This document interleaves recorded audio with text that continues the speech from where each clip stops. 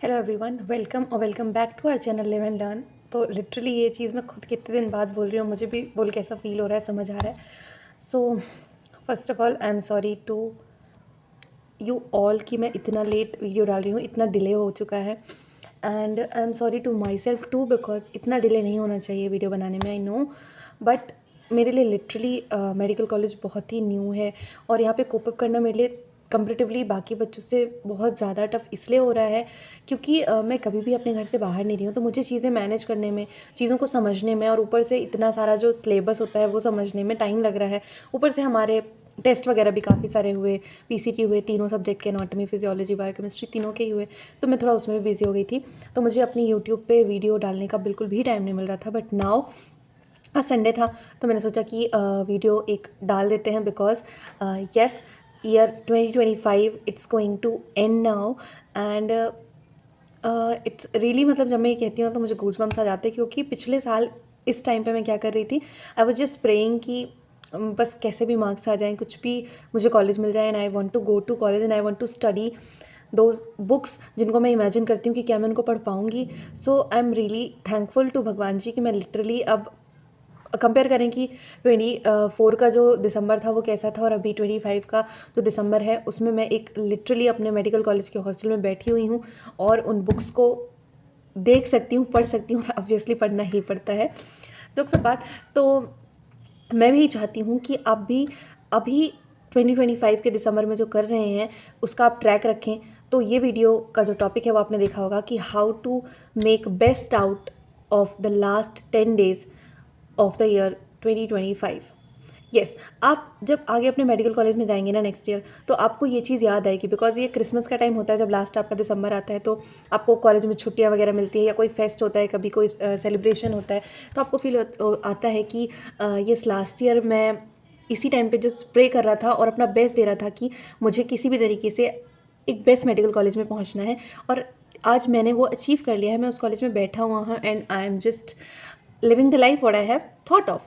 तो मैं यही चाहती हूँ कि आपके साथ ऐसा ही हो, और I wish and I pray and I really know that you are going to get in to your dream medical college. Okay, so इसी बेस्ट विशेज़ के साथ, इसी सारी चीज़ों के साथ, एक बिग सॉरी के साथ कि मैं वीडियो नहीं बना पाई, लेकिन अब लिटरली मैं भी चीज़ों को कोप अप करना यहाँ पे सीख रही हूँ कि कैसे पढ़ाई को मैनेज करना है, कैसे अकेले रहना मैनेज करना है, और साथ साथ कैसे यूट्यूब चैनल मैनेज करना है। मेरा चैनल काफ़ी इसीलिए पीछे हो गया बिकॉज मैं इस पर ध्यान देना ही बंद करी था, बट मुझे समझा कि ये मेरे लिए सेकेंडरी नहीं है, ये भी मेरे लिए एक प्राइमरी चीज़ ही है। तो मैंने इसके लिए भी एक शेड्यूल बनाया हुआ है कि लाइक वीक में मुझे किस दिन वीडियो शूट करना है, कब उसको एडिट करना है और कब अपलोड करना है। तो आई रियली होप, अभी मैं आपको कोई प्रॉमिस नहीं करना चाहती, बिकॉज मैं एक बार कर लूँ, उसमें फ्लो में आ जाऊँ, तब मैं आपसे बोलूँ तो वो बेटर होगा। तो अभी मैं ये नहीं बताऊँगी कि मैं कब कब आपके लिए वीडियो डालूंगी, लेकिन अभी फ्रिक्वेंटली वीडियोज़ आएंगे फॉर श्योर। आप रहिए, बिकॉज आपके लास्ट के मंथ अभी स्टार्ट होने वाले हैं। Sorry for the background noise, girls hostel you know. तो अभी आपको कैसे लास्ट के 10 डेज़ मैनेज करने हैं मैं आपको बताऊंगी, और आगे चल के आपके काफ़ी सारे टॉपिक्स पे वीडियो मुझे बनाने हैं, जैसे कि आपके लास्ट के मंथ बचे हैं कुछ, आपके पास बचा है आपका जैन, देन फरवरी, मार्च, अप्रैल, आपके पास 4 महीने बचे। तो आपको उन 4 महीनों में कैसे बेस्ट तरीके से रिविजन करना है, क्योंकि अगर आपने अपना सिलेबस कितना भी कवर किया, अगर आप रिवाइज करके नहीं जाएंगे, तो आपने अगर 100% भी कवर किया तो आप उसका इम्प्लीमेंट नहीं कर पाएंगे। तो कैसे आपको रिवीजन करना है, लास्ट टाइम में कितने टेस्ट देने चाहिए, कैसे देने चाहिए, कैसे एनालिसिस करना चाहिए, और किसी पर्टिकुलर सब्जेक्ट में कोई इशू आ रहा है तो अब उसको कैसे टैकल करना है, ये सब मैं आपको आगे वीडियोज़ में शेयर करने वाली हूँ। तो मैंने भी ऐसी सारी कुछ चीज़ें प्लान की हैं, एंड आई होप हम सब जो अपना नेक्स्ट ईयर है उसमें जो भी चीज़ें प्लान करेंगे, जो भी मैनिफेस्ट करेंगे, जो भी गोल्स बनाएंगे, जो भी चैलेंजेस रखेंगे, वो पूरे कर सकेंगे। तो ये वीडियो है कि how to make best out of your 10 days of December 2025। देखिए, सबसे पहले तो लास्ट के 10 डेज़ बचे हैं, तो इसमें मैं आपको 5 पॉइंट देना चाहूँगी कि इन 5 पॉइंट को आप कंप्लीट कीजिए। Make the strength these 10 days as your strength and you will shine in your revision phase when you start it from Jan. Okay, तो सबसे पहली बात कि आपको, आप किसी भी स्टेज पे हो, आप किसी भी फेज पे हो, आपने कितना भी सिलेबस किसी भी सब्जेक्ट का कंप्लीट किया हो, आपको यहाँ से बैकअप नहीं करना है, बैक ऑफ नहीं करना है। यही वो टाइम होता है कि लोग सोचते हैं कि अब तो बस ये ईयर भी एंड हो गया, हमसे नहीं हो पाया, अभी हम और ड्रॉप लेंगे। ये ख्याल अगर एक बार के लिए भी आपके मन में आया है ना, तो वो एक मैनिफेस्टेशन की तरह काम करता है, और वो भारी पड़ सकता है आपकी बाकी की सोच पे, जो आपने सोचा हो कि मुझे सेलेक्ट होना है। तो ऐसा नहीं होना चाहिए कि वो एक थॉट आपके बाकी पूरे जो आपने इतने टाइम तक सोचा है उस पर भारी पड़े, तो ऐसा नहीं होना चाहिए। तो आपको एक पॉइंट ले भी नहीं सोचना कि नहीं मेरा नहीं होगा, साल खत्म हो गया। आपको बेस्ट देना है टिल द एग्ज़ाम डेट। जो भी आपके जितने भी मई को आपका एग्ज़ाम होगा, आपको उसके एक दिन पहले तक यही सोच के पढ़ना है कि yes I am going to get into my medical college और for that I am studying. तो सबसे पहली बात, आपको नेगेटिव थॉट को एलिमिनेट करना है कि मेरा इस साल तो नहीं हो रहा, अभी मैं अगले साल ट्राई करूँगा। ये थॉट अगर एक भी बार आया तो बिलीव मी, आप कुछ भी फिर अपनाएंगे वो काम नहीं करेगा, वो एक मैनिफेस्टेशन की तरह काम करेगा। और you have to like you I don't want to say that, but हो सकता है कि वो मैनिफेस्टेशन काम कर जाए और आपको ड्रॉप लेना पड़ जाए अगले साल। आप नहीं चाहते तो आपको एक बार के लिए भी उसको अपने दिमाग में नहीं लाना है। तो first thing, eliminate the thought that अब तो नहीं होगा और अब तो टाइम नहीं है। अब जहाँ पे हो बेस्ट करो। अगर आप अभी 300 मार्क्स पे हो तो आप उसको ले जा सकते हो ना 400 450 पे। अगर आप 450 पे हो तो 500 500 पे हो तो 600 एंड 600 पे हो तो और भी आगे 650 एंड 700 की तरफ जाने की कोशिश करो। जहाँ पे भी हो आप वहाँ से आगे जाने की कोशिश करो। आप बेस्ट दोगे तो आप उसके आगे ही जाओगे, पीछे तो नहीं आओगे। तो first thing, eliminate that negative thought कि मेरा नहीं होगा। दूसरी चीज़, इफ़ आपका सिलेबस अभी कंप्लीट नहीं हुआ है तो try to complete your syllabus. अगर तीनों में क्योस है कि बायो भी नहीं हुआ है, फिजिक्स भी नहीं हुआ है, केमिस्ट्री भी नहीं हुआ है, तो पहले आप बायो का सिलेबस 10 दिन में कंप्लीट करने का सोचिए ही सोचिए। आपको बायो का सिलेबस कंप्लीट करना है, इनऑर्गेनिक इनऑर्गेनिक केमिस्ट्री का कंप्लीट करना है। और अगर आपका फिजिक्स का भी नहीं हुआ है, फिजिकल केमिस्ट्री का भी नहीं है, तो I can give you time कि आप 15 जैन तक चले जाओ। लेकिन इन चीज़ों का, दैट इज़ बायो का, आपके ऑर्गेनिक केमिस्ट्री का और इनऑर्गेनिक केमिस्ट्री का आपको सिलेबस कंप्लीट करना है with in these 10 days. Okay, तो आप जहाँ पे भी हो अभी अपना सिलेबस कंप्लीट करो। आप सिलेबस कंप्लीट कर लोगे, फिर मैं अभी वीडियो बनाऊंगी how to revise in last 4 months, तो फिर आपको चीज़ें अच्छे समझ आएंगी। लेकिन अगर आप सिलेबस ही नहीं कंप्लीट करे रहेंगे ना तो आपको फिर वो प्लान काम नहीं आएगा। दैट्स वाई आप अभी अपना सिलेबस कंप्लीट करने पे फोकस कीजिए। तो 2 चीज़ें आपकी क्लियर हो गई, no over thinking and complete the syllabus. Where are you, just do मतलब best out of in 10 days में आप देने की कोशिश करो। तो ये 2 चीज़ें हो गई। तीसरी, बी इन योर शेड्यूल। आपने पूरे साल अगर नहीं किया है ना तो लिटरली ये 10 डेज करके आप देखो, आपको पता चलेगा कि what is the importance of being in schedule. मतलब मैं नीट के टाइम पे कितनी प्रोडक्टिव होती थी, मैं कितने घंटे पढ़ती थी, और अभी मैं कॉलेज से आने के बाद बहुत ही कम पढ़ पाती हूँ because I am not that productive. मेरे दिमाग में वो सब चलता ही नहीं है कि मुझे भी शेड्यूल में रहना, ये करना है, इसके बाद मेरा ये करने का टाइम है। दैट्स वाई मैं उतनी प्रोडक्टिव नहीं हो पाती। तो अगर आप प्रोडक्टिव होना चाहते हैं ना, पहले आप शेड्यूल में रहना सीखिए। तो आप शेड्यूल में रहिए, और अगर आपने पूरे साल नहीं किया ना, आप 10 डेज करके देखिए, आपको पॉजिटिविटी आएगी और आप फिर अगले साल के लिए अच्छे से मोटिवेट होकर शेड्यूल का इंपॉर्टेंस समझेंगे और उसको इम्प्लीमेंट भी करेंगे। तो ये 3 चीज़ें हो गई। चौथी चीज़ है आपकी, इफ़ आपका सिलेबस कंप्लीट हो गया है then take a mock test. कोई भी आप, अगर आपके पास कोई टेस्ट सीरीज़ है या आपके पास ऑनलाइन ऑफलाइन कोई भी, आप एक टेस्ट सीरीज़ लेके बैठिए, कंप्लीट फुल सिलेबस टेस्ट दीजिए। उसमें देखिए आपके कितने मार्क्स आते हैं, किस एरिया में आपके मार्क्स कम हुए हैं, उन पॉइंट्स को आप लिख लीजिए।